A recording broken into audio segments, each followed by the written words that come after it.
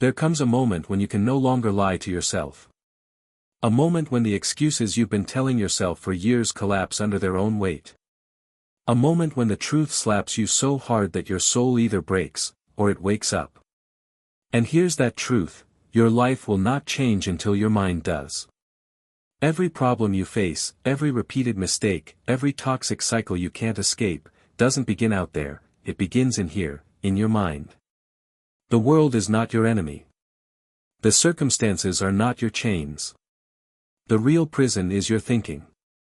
The Stoics understood this 2,000 years ago, and it is as true now as it was then. If you want to fix your life, you must first fix yourself. If you want peace, you must master your thoughts. If you want power, you must master your reactions. If you want freedom, you must master your desires. And until you do, no amount of success, wealth, or applause will make you whole.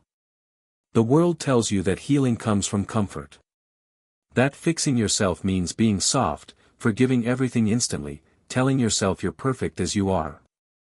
But the Stoics would laugh at that lie. They knew the truth: fixing yourself is brutal. It's not self-pampering, it's self-confrontation. It's ripping open your own soul and exposing the weaknesses you've been hiding. It's staring into the mirror of your mind and admitting, I am not disciplined. I am not wise. I am not yet who I could be. And that honesty hurts. But it's the only path to greatness. Said, no man is free who is not master of himself. Think about that. You think you're free because you can choose your job, your clothes, your entertainment. But if you can't control your anger, your envy, your impulses, you are not free. You're a slave to your emotions. You're a prisoner of your own mind. Fixing yourself means breaking those chains. The Stoics gave us rules. Not soft guidelines, not feel-good affirmations, but brutal rules designed to break weakness and forge strength. Rules that demand sacrifice, silence, discipline, and courage. Rules that tear away illusions and force you to see reality as it is. And these rules are not easy. They are not gentle. They are harsh, because life is harsh. They don't coddle you, they sharpen you. They don't soothe your ego, they destroy it, so the real you, the unshakable you, can finally rise. This is why Stoicism is not a philosophy of comfort, it is a philosophy of power. Power over self. Power over suffering. Power over life itself. Because when you master these rules, you become the kind of person who doesn't just survive the chaos of life, you dominate it. So before we dive into these 10 brutal Stoic rules, I need you to understand something: this journey is not about becoming happy in the shallow sense.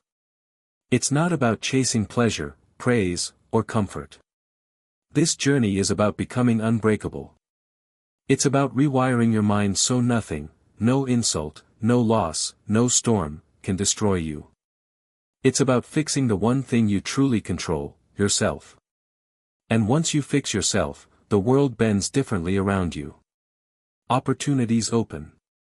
Peace becomes possible. Respect flows naturally. Because the outside world reflects the order of your inner world. This is the truth the Stoics lived and died by. And this is the truth that, if you dare to face it, will transform your life. So let's begin. Let's strip away every illusion. Let's face the pain, the weakness, the flaws, and burn them in the fire of discipline. These are the 10 brutal Stoic rules to fix yourself. They will not be kind to you. But they will save you. They will sharpen you. They will rebuild you into someone you barely recognize, someone you respect, someone others admire, someone unshakable. This is the path. This is the fight. This is the first step toward fixing your mind, and fixing your life. The first brutal Stoic rule is simple to say, but excruciating to live: control what you can, ignore what you cannot. This principle is the foundation of Stoicism, the bedrock on which everything else stands. And yet, it's the very thing most people fail at. Look around and you'll see it everywhere: people drowning in anger over things they cannot change, paralyzed by worry over the future, consumed with envy about what others have. They waste their lives trying to bend the world into submission, and in the process, they shatter themselves. The Stoics saw this madness clearly. They said, "Stop. Stop trying to control the uncontrollable. Stop fighting battles that are not yours to fight. Stop enslaving yourself to forces you will never master. Instead, bring your focus inward. Take responsibility for the only realm you truly command, your own thoughts, your own choices, your own actions. Everything else is noise. Everything else is dust. Imagine a ship in a storm. The waves are violent, the sky is black, and the wind is merciless. You cannot control the sea. You cannot control the storm. But you can control the ropes in your hands, the direction of your sails, the steadiness of your grip. That is what Stoicism demands, mastery of the helm, even when the sea rages against you. Epictetus, once a slave and later a philosopher, knew this better than anyone. He had no control over his chains, no control over his master, no control over his circumstances. But he had absolute control over his mind. And with that, he was freer than kings. Because freedom is not found in the world, it is found in the way you respond to it. But here's why this rule is brutal: it forces you to admit that you are not in control of most things. And that truth shatters the ego. You are not in control of whether people love you or leave you. You are not in control of whether tomorrow brings prosperity or disaster. You are not in control of death, of aging, of time itself. You are far smaller than you think. And that realization can feel crushing. But once you swallow it, once you stop resisting the reality that life will not obey you, a strange thing happens: you become powerful. Because suddenly, all that wasted energy, fighting what you can't change, raging against the unmovable, flows back into your own hands. You stop scattering your strength. You start focusing it. And when all your strength is directed at what is within your control, you become unstoppable. Think about the last time you were eaten alive by stress. Chances are, it wasn't because of something you did, it was because of something you couldn't control. The boss's mood. The economy. The opinion of strangers. You let your peace be hijacked by forces beyond your reach. That's weakness. That's self-sabotage. And Stoicism tears that weakness out of you. It demands you ask yourself every single day, is this in my control? If yes, act. If no, let it go. And letting go is not passive. It's not giving up. It's choosing to focus your firepower where it actually matters. It's refusing to bleed energy into battles already lost. It's standing tall in the storm and saying, I will master my ship, even if I cannot master the sea. This is not easy. Your instincts will fight against it. Your ego wants to believe it can bend the world.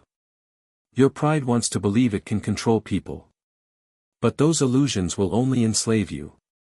The Stoic way is harder, harsher, but truer: surrender what you cannot control, and dominate what you can. And once you live this, once you drill it into your bones, you become untouchable. Insults slide off you. Misfortune doesn't break you. The chaos of the world doesn't drag you under, because you are anchored in the one thing no one can take from you, your own mind. This is the first brutal rule. And it is the gatekeeper. If you cannot live this, you cannot live Stoicism.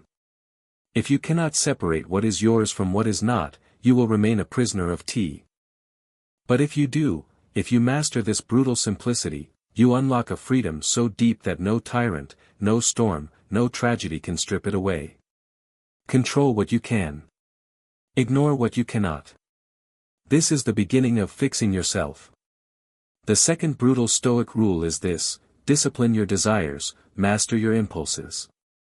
If the first rule was about controlling your relationship with the external world, this one is about mastering the battlefield within your own mind. And this battlefield is far more dangerous. Why? Because it's easy to blame the world for your suffering, but it's far harder to face the truth that much of your pain comes from your lack of control over yourself. The Stoics saw desire as both the engine of progress and the root of ruin. Desire without discipline enslaves you. Impulse without mastery destroys you. And if you cannot govern your own appetites, you will forever be ruled by them. Look at the modern world, people chained to addictions, prisoners of pleasure, slaves to the next dopamine hit. Social media, fast food, lust, vanity, everywhere you turn, people are drowning in impulses they never learned to tame. And yet they wonder why they feel empty. Why they feel restless. Why no matter how much they consume, they are never satisfied. The Stoics warned of this centuries ago: when you live as a slave to your desires, you are never free. Epictetus said it clearly: if you want to be invincible, desire nothing outside of your control. That doesn't mean kill your ambition. It means discipline your cravings so they serve you, not enslave you. Think of the man who chases wealth endlessly. He thinks once he has more, he will be content. But the more he gets, the more he craves. His appetite grows faster than his riches. He becomes rich in possessions but bankrupt in peace. Now think of the man who disciplines his desires. He doesn't starve ambition, he channels it. He doesn't kill the fire, he directs it. His desires don't own him, he owns them. And so while the undisciplined man drowns in endless hunger, the disciplined man is satisfied in any condition. He is not desperate, not restless, not at the mercy of his cravings. He walks free. And impulses, these are even more brutal. Desire is a long hunger, but impulse is a sudden fire. Anger, lust, fear, envy, how many lives have been destroyed because a man could not master his own impulses? A single outburst ruins reputations. A single act of lust destroys families. A single moment of fear makes a man run from greatness. The Stoics did not sugarcoat this. They said, if you cannot command yourself in the heat of impulse, you are weak. You are unfit to govern yourself, let alone the world. Marcus Aurelius wrote in his Meditations, you have power over your mind, not outside events. Realize this, and you will find strength. And in those words lies the battlefield.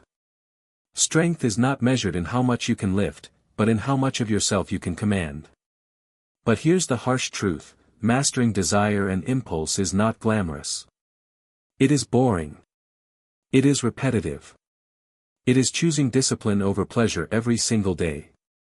It is saying no to indulgence, no to distraction, no to weakness, again and again until it becomes your nature. Most people fail here because they want freedom without sacrifice, strength without struggle, mastery without discipline.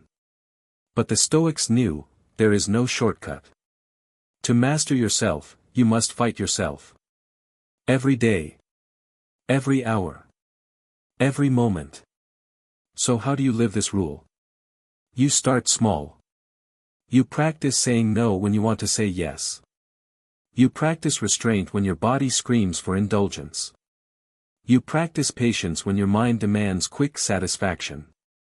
You train yourself the way a warrior trains with weights, repetition, discipline, resistance. And slowly, your impulses lose their grip. Your desires bend to your command. And you discover a rare kind of freedom, the freedom of being untouchable, unshakable, unconquerable. This is brutal because it demands everything from you. But it is also liberating, because once you master your desires and impulses, nothing outside can enslave you. You no longer chase what doesn't matter. You no longer burn your life in moments of weakness. You walk in control, and the world bows to a man who owns himself. This is Rule 2. If you want to fix your mind, fix your life, you must learn to discipline your desires, and master your impulses. The third brutal Stoic rule is this: embrace pain, reject comfort. At first glance, it sounds insane. Why would anyone willingly choose pain? Why would anyone turn their back on comfort, the very thing most people spend their entire lives chasing? But the Stoics understood something most people will never grasp: comfort weakens you, while pain forges you. Comfort lulls you into mediocrity. Pain wakes you into greatness. Every strong mind, every unbreakable spirit, every towering character was forged in the furnace of hardship. Without pain, you remain soft. Without struggle, you remain fragile. Without discomfort, you never grow. Marcus Aurelius reminded himself daily, the impediment to action advances action. What stands in the way becomes the way. He wasn't speaking poetry, he was speaking survival. The obstacle is not your enemy. The obstacle is your training ground. Pain is not your punishment. Pain is your sharpening stone. But most people don't see it that way. They run from pain. They hide in comfort. They chase convenience. And in doing so, they trade their strength for weakness, their resilience for fragility, their potential for decay. They think they are winning because they are comfortable, but in reality, they are losing because they are unprepared for life's storms. Think of the man who avoids all discomfort. He never pushes his body, so it grows weak. He never challenges his mind, so it grows dull. He never faces adversity, so his spirit grows fragile. Then life strikes, illness, loss, betrayal, and he shatters, because comfort never prepared him for reality. Now think of the man who embraces pain. He trains his body with discipline, even when it hurts. He sharpens his mind by facing challenges, even when they are uncomfortable. He accepts adversity as part of the game. And when life strikes, he does not shatter. He endures. He adapts. He overcomes. Because pain trained him for the battlefield, while comfort only trained others for a soft pillow. But here's the brutal truth, embracing pain is a choice you must make daily. It is not about waiting for hardship to come, it is about seeking discomfort intentionally. The Stoics practiced this. They would sleep on hard floors, fast from food, wear simple clothes, expose themselves to cold, all to remind themselves that comfort is not a need, only a luxury. They trained their minds and bodies to be content with less, so that when life stripped everything away, they would still stand unbroken. This is why Epictetus, once a crippled slave, was freer than most kings, because he had already embraced pain. He had already conquered discomfort. He needed nothing. He feared nothing. Modern life makes this rule harder, because we are surrounded by endless comfort. Air conditioning, entertainment, instant food, instant gratification, everything is designed to keep us soft. And the more comfort you consume, the weaker you become. So the Stoic path is brutal, reject it. Not all of it, but enough to keep yourself strong. Choose the stairs over the elevator.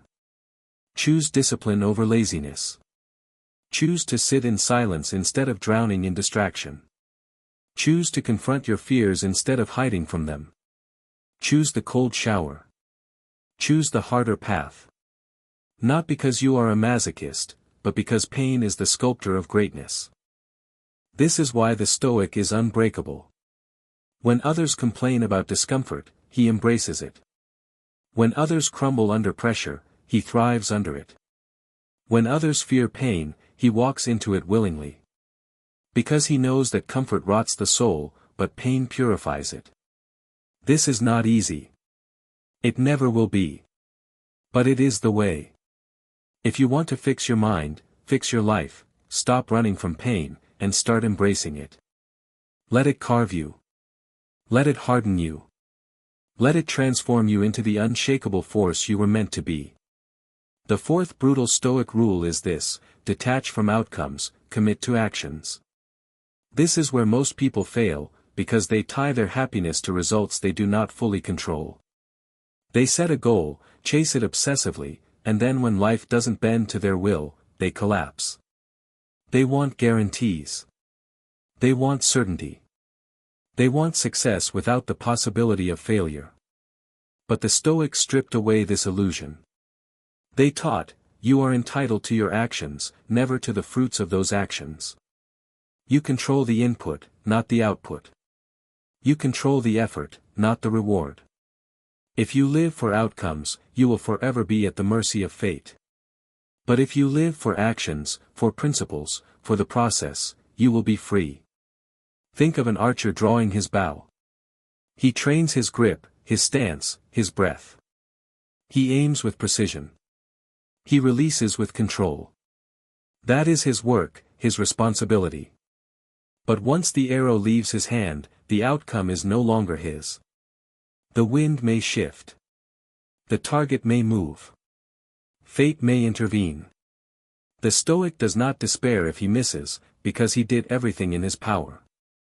And he does not boast if he hits, because he knows fortune had a hand in it. His victory lies not in the arrow's landing, but in the discipline of the shot. That is detachment. That is freedom. But modern minds reject this truth. We are addicted to outcomes. We measure ourselves in likes, followers, paychecks, titles, and applause. We set our worth by external markers, all of which lie outside our true control. No wonder we are anxious. No wonder we are restless. We are chasing shadows, trying to command what was never ours to command. The Stoic slashes through this madness. He says, focus only on what is yours, your effort, your virtue, your action. Let the rest unfold as it will. If success comes, you accept it with humility. If failure comes, you accept it with strength. Either way, you remain unbroken, because your peace was never tied to the result. This is brutal because it demands that you kill your attachment to the very things you crave: success, recognition, achievement. It doesn't mean you don't strive, it means you strive without slavery. You give everything to your work, but you do not let your soul dangle from its outcome. You can pour yourself into building, fighting, creating, striving, and still be at peace if it all collapses tomorrow. Because your identity was never the outcome. Your identity was the action. Your character. Your discipline. Your virtue. That is what the Stoics trained for. That is why they could walk through failure and tragedy with unshaken minds, because their peace did not belong to fortune. And here lies the key to true strength: once you detach from outcomes, you become fearless. You are no longer chained to results. You are no longer enslaved to success or destroyed by failure. You act with full intensity, full passion, full discipline, because the action itself is your reward. You release the arrow, and whether it hits or misses, you stand tall, knowing you did your part. And that is enough. This rule, like all Stoic laws, is not easy. Your ego will resist. It will scream for recognition, for validation, for guarantees. But the Stoic path is about killing illusions, no matter how comforting they are. And the illusion that you control outcomes is the greatest lie of all. Detach from it. Commit only to what is in your hands. And in that brutal simplicity lie. If these Stoic rules lit a fire in you, don't let it die here. The world is full of people chasing noise, chasing distractions, chasing comfort, but not you. You are here because something inside you refuses to stay weak. Something inside you craves strength, discipline, and unshakable peace. Don't walk away and forget this message. Carry it. Live it. And if you felt that spark, then I need you to take one step right now: hit that subscribe button, smash the like, and join this brotherhood of relentless minds. Every video on this channel is a weapon. A tool to sharpen you, to forge you, to strip away the weakness this world has buried you under. Alone, you may stumble. But together, we rise. Together, we build the kind of mindset that nothing can break. So don't just watch, commit. Lock arms with this community of warriors, of thinkers, of men and women who refuse to be ordinary. Hit subscribe. Hit like. Share this with someone who needs to hear it. Because your mind is your fortress, and together, we will make it unbreakable.